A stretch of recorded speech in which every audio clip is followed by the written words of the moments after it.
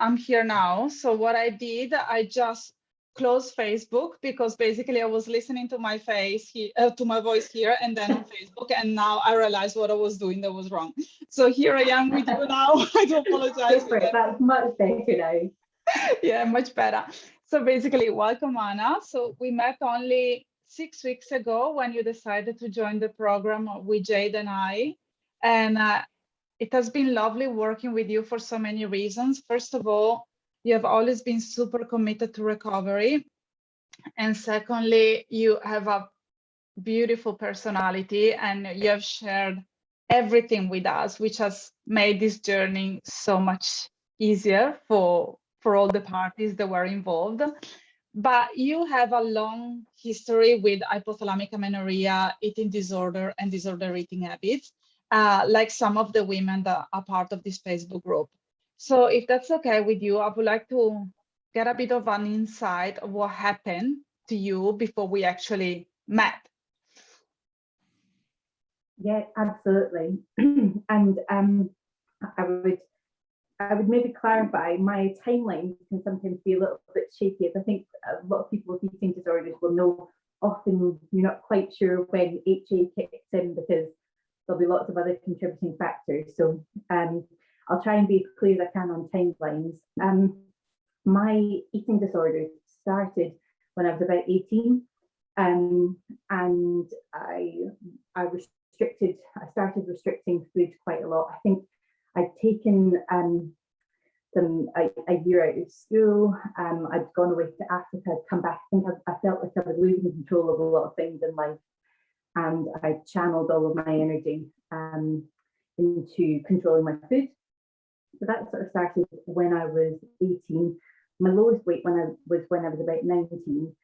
And from 19 until now, so I'm 31 now, I've had continuous cycles of various eating disorders, whether it's anorexia or bulimia. There's been a whole host throughout the years.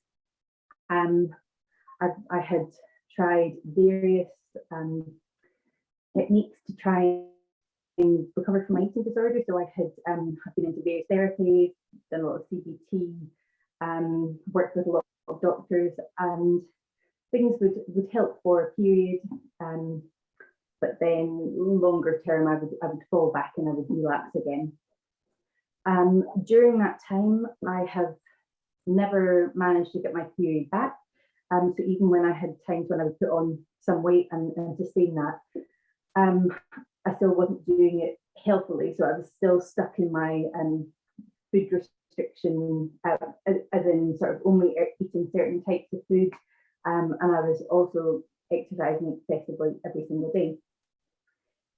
So it was almost 13 years that I didn't have a period. I got married in August, so just about a month and a half ago. And about a week after we wanted to have children for quite a while, but I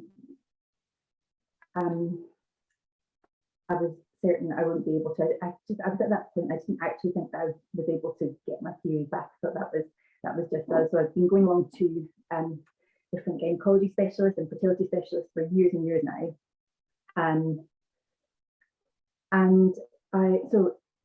A week after our wedding, I was Googling something to do with not having a period for this long, and I came across an article about Tina Muir, who she's referenced in the No Period Now What book, and that was the book that really kind of helped her to recover as well.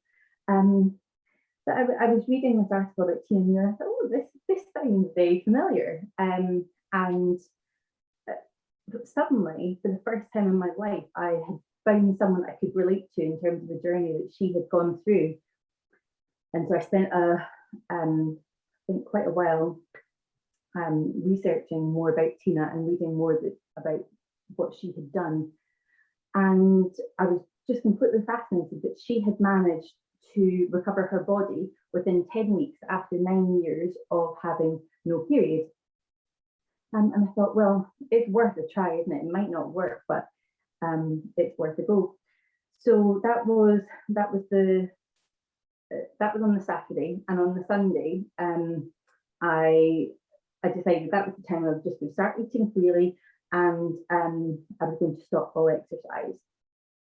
Now that seemed relatively straightforward at first, but I think although I knew a lot of my the restrictions that I had with food, I actually didn't. It wasn't until I started talking to you, Claudia, and to Jade, that I actually started to explore a lot more of this tangle of other issues that I had with food, or certain nuances about my eating that I had to work on in order to recover fully. So I think it was maybe towards the end of that week that we started talking, and that I started the group and signed up to work with you. So that was just under 6 weeks ago now that we started working together. And so the past sort of 6 weeks or so, I've given up all exercise. I used to run 15 kilometers a day. I stopped that completely and had stopped that from the beginning. A number of people have asked if I found that challenging. And actually, it hasn't been as challenging as I expected it to be. I've absolutely loved having the extra time to spend with my husband and around the house and things. And we've got some foster kittens at the moment as well. So that I haven't found that as difficult as I thought I would. In terms of eating, I basically just rid myself of all food restrictions and ate anything and everything. I just started to relearn my hunger cues. Claudia, that was something that we worked on quite a lot initially, because I didn't know how to recognise what was a hunger cue and what was more sort of binge eating. And that was the thing that I was very worried about keeping the balance right and not sort of falling into the binge eating and getting stuck into that cycle again. But that's actually worked really well, and I'm much more confident in listening to my own cues now. And I'm feeding my body when it's calling out for it. So it took 5.5 weeks of no exercise and of eating freely and listening to my body. And then it was Wednesday last week, and I was just leaving the office, and I was chatting to someone in the changing room, and I thought, I'll just pop into the bathroom before I leave. And oh my goodness, it was there. I was just stuck in this cubicle, and I was crying, and I didn't know what to do. And I came out of the cubicle, and I phoned my husband, and I just burst into tears, and I was crying in the changing room. And I messaged Claudia, and I messaged Jade. I phoned my sister and phoned my mum, and it was a moment I never thought, even during the recovery process, there was still that element of doubt that it would ever happen for me, and it did. And actually, it was much faster than I ever could have imagined it would have been. And I have goosebumps now that you're sharing this story, because we had this conversation just before jumping on the Facebook Live. That I got the message, and it was 5 o'clock in the morning here in Sydney, and I was just checking Facebook. I saw your message, listened to it, and I started crying, because also on the same day I got my period as well. So all the emotions were coming out. Plus it was also the full moon, so everything was happening, and I was so happy for you. I was over the moon, because I know that you stick to the process also when you felt really uncomfortable, also when you had more questions than answers, but you kept powering through, and you got rewarded very quickly because of that. But there is something that I would like to focus on now, because yes, you got your period back, fantastic, but it's not only about that really, because I remember that you shared something with us last week, which was a weekend away with your husband when you went up to Scotland to visit your parents and all your friends. And that's actually something that I would like to discuss, because as I said in the beginning, it's not about getting your period back, but it's getting your life back. So would you like to share with us what happened during that weekend and why I'm mentioning it at the moment? Yeah, absolutely. And I don't remember, I don't know if you remember as well, Claudia, but But after my first week of recovery, we were sort of recapping on the great things that had happened so far during recovery, and all of the best experiences have been related to social experiences with food, which for so many years I hadn't had, because often with eating disorders, eating becomes very insular. I didn't enjoy going out for meals. I didn't enjoy eating around people. I didn't enjoy food. It was just sort of something to keep me going, but didn't care about tasting things. So throughout my recovery, that has been one of the best things, of being able to eat with my husband and enjoy eating with friends. But for the Scotland trip, so it was my little sister's birthday on the Friday, and in addition to that, my gran hadn't been able to come to the wedding. She's about 97 now and just hadn't been able to make it down. So we wanted to go up and have a celebration with her. And so for the first time since before I was 18, I was able to participate fully in this amazing weekend with my family. And my mum had organised this gorgeous afternoon tea round at my grand's house, and we had loads of cakes together, and we shared loads of food together. And it wasn't about the food. It was about enjoying celebration with the family, and the focus wasn't on the stress of the food. We enjoyed it together, and we enjoyed all these different flavors, but more just got to completely immerse ourselves in each other's company. And it was the same with my sister's birthday. We had lovely takeout meals together. Patrick and I went out exploring around Edinburgh, and Patrick thought that's my husband. He's a very free eater. If he sees something he wants, he'll go and try it. And it was lovely just being able to join in with him. And so he would see cannolis, which are sort of like little pastries with sweet stuff in the middle. And he spotted them. He was like, "Oh, I'm going to buy some." I was like, "Oh, can I have one as well?" And it was just so nice. It was just a brand new life that weekend in Scotland. And that was it was a sense of a real freedom with food, and kind of being able to enjoy experiences a lot more. One of the things that I'd mentioned when we had the sort of live coffee all together a few weeks ago, and one of the things that I said has been amazing is previously I found it really difficult to ever enjoy the moment, because I was always kind of looking at what was going to be next and waiting for the next event. And also, like, you're always planning for your next meals and planning for when the next thing is coming, and fitting everything around that, or fitting everything around your exercise and when you're going to fit this in. And that's all gone. And it's so much easier to just sort of enjoy the people that you're with at that time and what's going on at the time. So, it was just an amazing trip up to Scotland. If I may say, there is actually something that I noticed compared to the first time that I talked to you.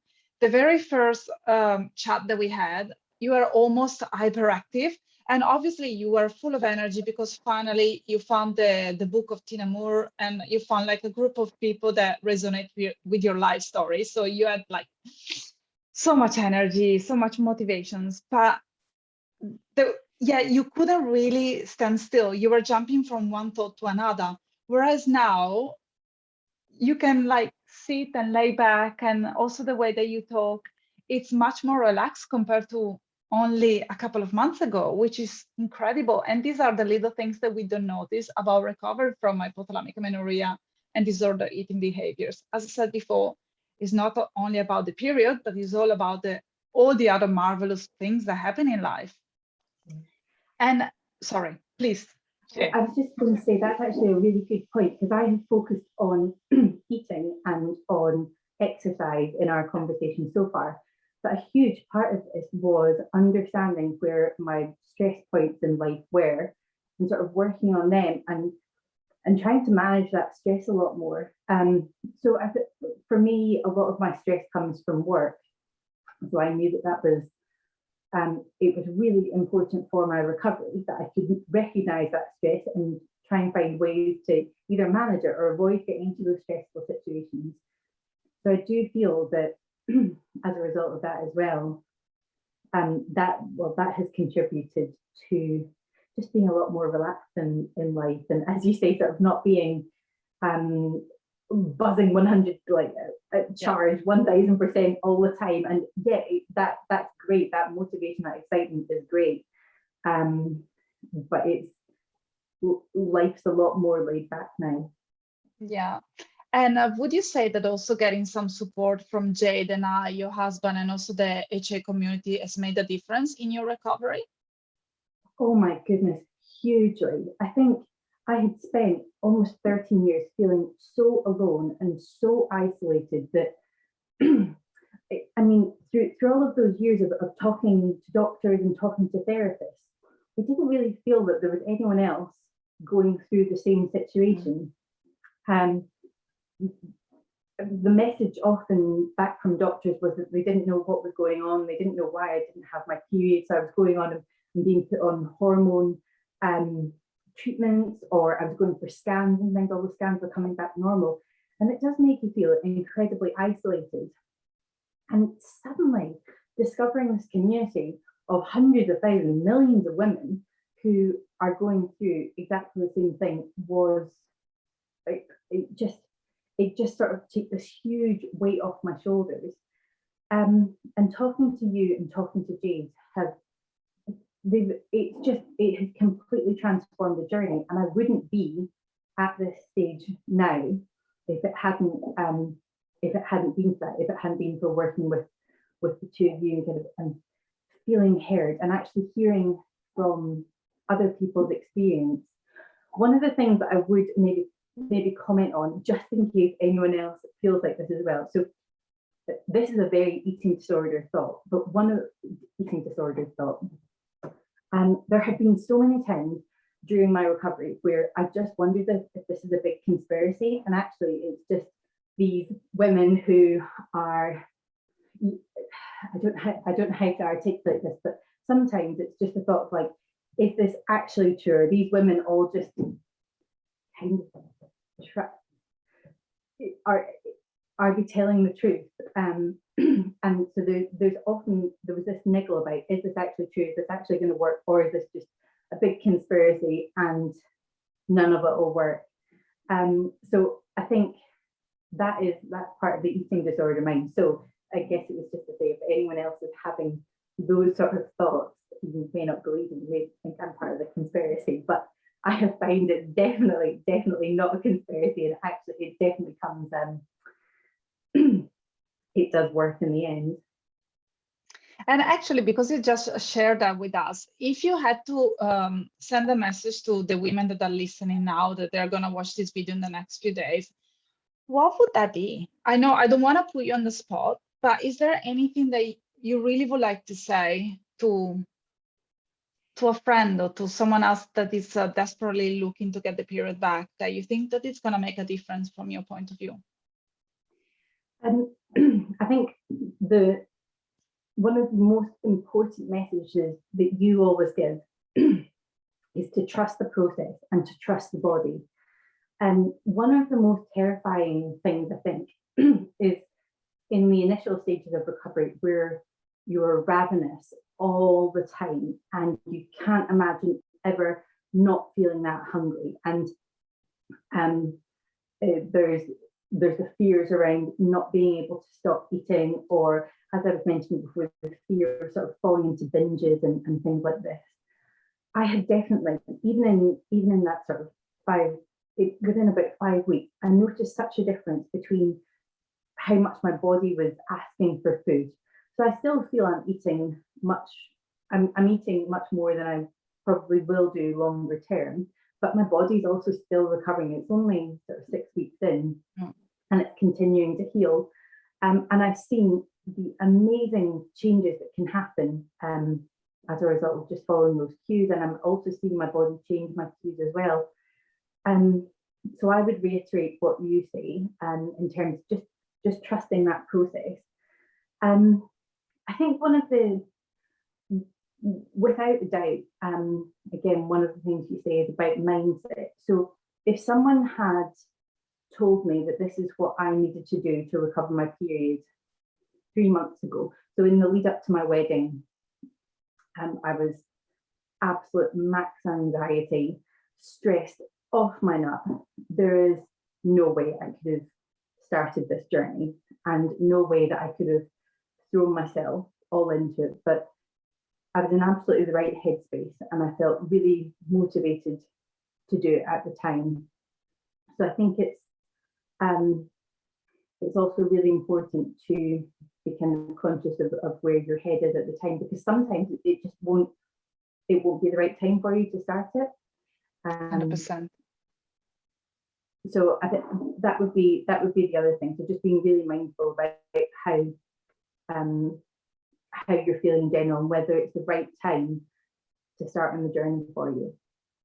And thanks so much for sharing that, because I've noticed that I have women that, for example, have been part of the Facebook group for maybe even 1 year, 1.5 years. And then all of a sudden they send me a message and they're like, I'm ready now. Even though they've been around for such a long time, because, you know, it takes quite a lot of energy to actually commit to recovering.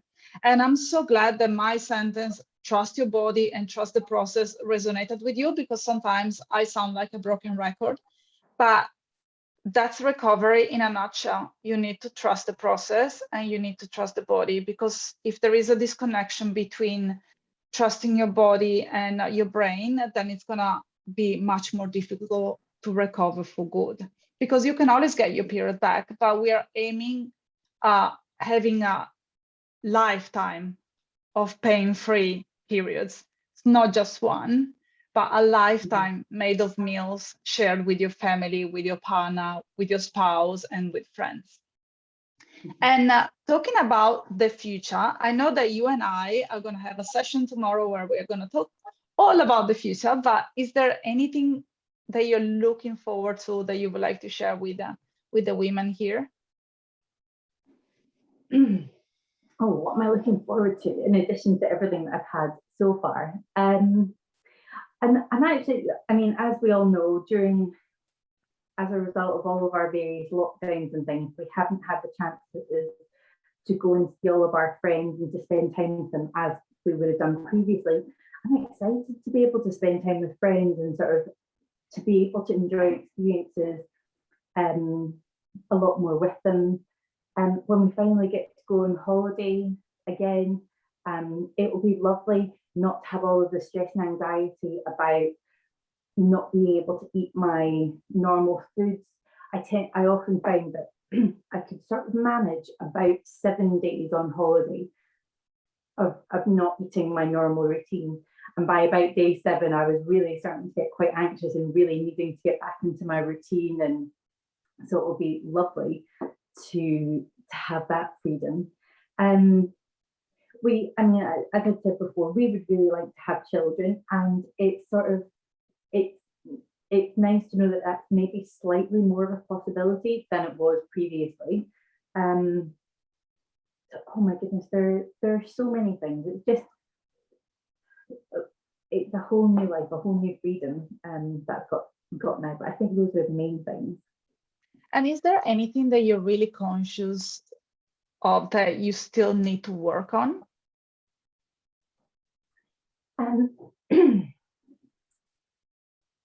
So the thing that I want to work on, and I think Jade and I are going to start talking about in our next session together, is I want to understand how to now maintain this. So I've had quite rapid recovery, and I think I still have slight worries about the future and how to keep this going and make sure that this is a change for life. So that's definitely something that I really want to continue working on, just to make sure that I can stay in this place.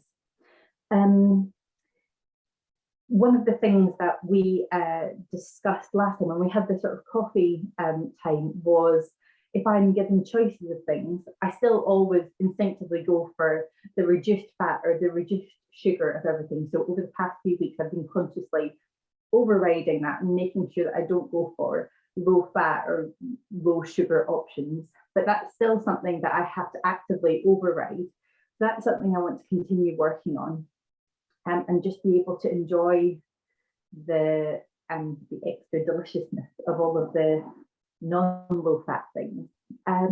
So those I think are the things that I want to continue working on.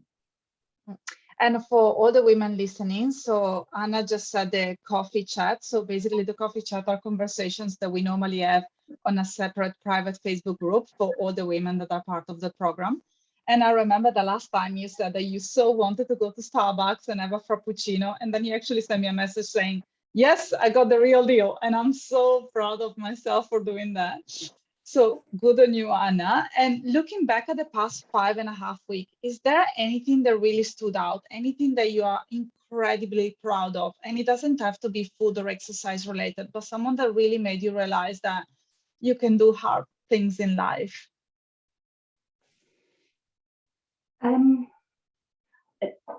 I think really the food freedom has been my biggest achievement. I think for me, that was my disordered eating throughout the years and sort of my need for routine has been the biggest thing in my life, and it wasn't something I ever imagined I would be able to recover from. So I had weekday meals and I had weekend meals, and I ate exactly the same weekday meals and weekend meals for I would say maybe 6 years or so, unless we had a meal out booked or anything. But I was or unless we were on holiday. But those kind of routines, I just couldn't ever imagine breaking. And I didn't eat any carbs, and I didn't eat fats, and so they were very, very restrictive. So I would say that that's been my biggest achievement. I'd attempted in the past a couple of times to sort of vary what I was having, and the trouble was previously when I was trying to vary what I was having, I was still doing it on a very calorie controlled basis, and also like very strict meal times, and so I wasn't listening to my body. It was a very regimented way to do it. And I think the most important thing that was different this time was listening to my body and responding when it was hungry, and that made it so much easier to actually change my eating habits, because my body wasn't kind of screaming out for food all the time. The other thing I would add, I mean, I think I'm a much nicer person now than I was maybe 6-7 weeks ago, because I'm not hungry all of the time, and that's made a big difference. And before, I mean, I could barely speak to it. If let's say we were having a meal out or somewhere, I could barely speak to anyone in anticipation for that meal, because I would be so hungry and so focused on that. And for example, if I was sitting with a menu in front of me in a restaurant, there's no way that I could engage with anyone until I'd ordered my food and I knew that it was coming. I couldn't possibly engage with anyone. But now, I mean, if I'm hungry in anticipation for a meal, I'll just have something to eat to tide me over. And it's just, it sounds really simple when you say it out loud. That was a big thing for me, sort of learning to snack and learning that it was okay to eat outside of the allotted time. So that's made a big difference.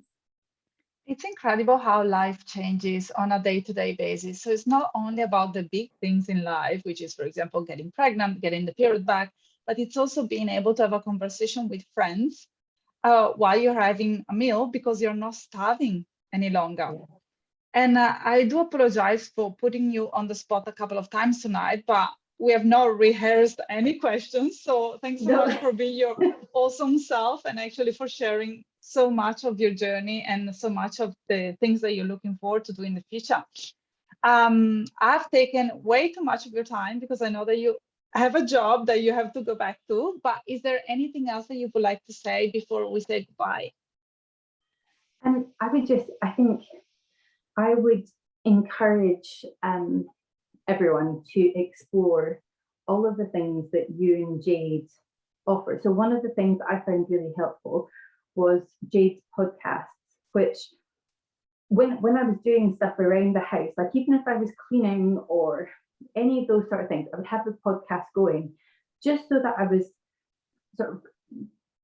constantly listening and constantly learning and thinking of new ways to challenge, and also just hearing other people's experiences. I was completely immersing myself. I think you and Jade, I think someone else said this the other week, that they don't think you ever sleep. I would say the same. I don't think there's ever been a time that I have messaged you and you haven't responded within a couple of minutes. And that has been such a massive help. If I've been having a difficult day or just struggling with something, I've always been able to come to you for support.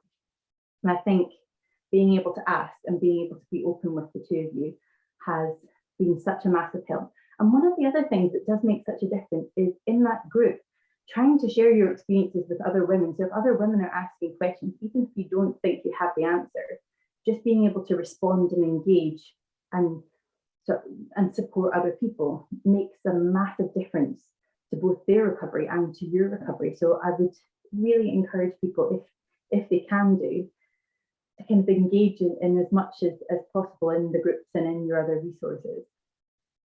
Thank you so much, Anna. Of course, you've been wonderful. What was I expecting? You're such a wonderful woman, and it was such a pleasure working with you, and I can't wait to see you also tomorrow night. So for all of you listening at the moment, I'm gonna stop the Facebook Live right now, and I'm praying for God to do it in the proper way. So stop the live stream right now, okay? Okay, good. So now I'm gonna stop recording, Anna.